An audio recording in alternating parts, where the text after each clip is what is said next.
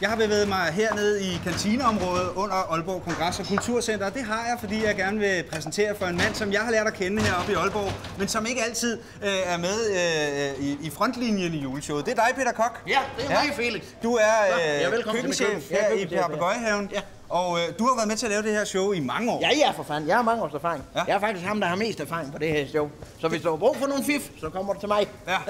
Nej, han klarer sgu mig godt selv. Ja, det er godt. Tak, Peter. Det er jo en stor aften i aften. Ja. Det er en af de største, vi har. Ja. Ikke?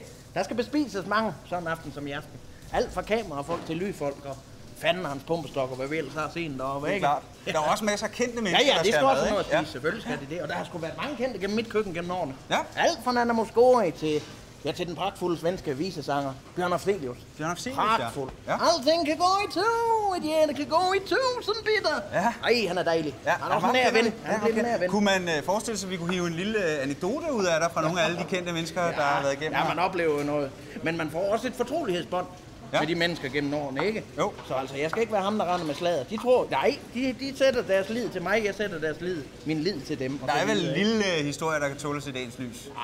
Ja, så får du den her. Ja. Det er jo Sir Cliff Richard, når han kommer Cliff Richard. Cliff Richard, Cliff, ja. Når han er i Aalborg, så kommer han altid ned til mig. Ja. Ikke? Så ruller han rundt i alt, hvad han kan få fingeren i, ikke? Jo. Så siger han, Peter, where's your cookie? Show me the cookie, let me eat it before you bake it.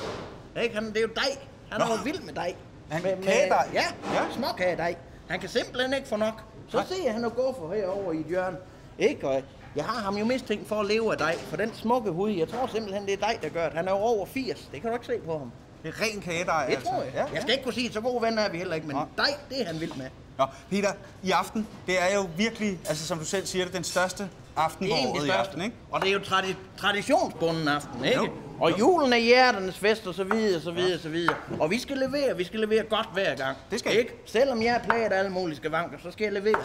Sådan er det. Men jeg har det også sådan, hvorfor lede efter lykken hist og pist? Efter lykken, når du kommer ned og finde ned i Peter Kochs køkken. Ja. Sådan, i store træk. Det er et godt ordsprog. Ja. Hvorfor lede hist og pist efter lykken, når du kommer ned og besøger Peter Koch i hans køkken? Jamen, det er rigtigt. Den plejer jeg gerne at bruge.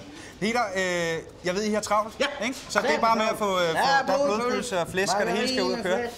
Kære venner, hjemme foran skærmene og alle os jer ude i salen, er I søde nu at byde velkommen til en kvinde, der har lavet et helt nyt julealbum med meget tætte og nære sange. Hun hedder Anne Linnet, og nummeret, du skal høre, hedder Anne Linnet. Hvid Jul. Pragtfuldt.